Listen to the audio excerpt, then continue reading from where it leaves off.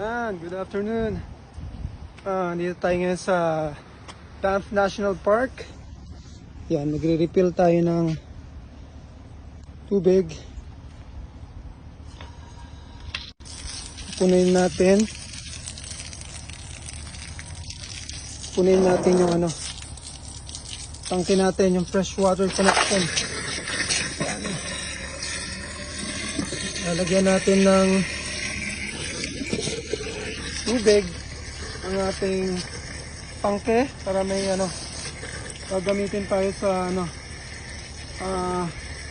3 days dito sa pag-stay natin dito sa Banff.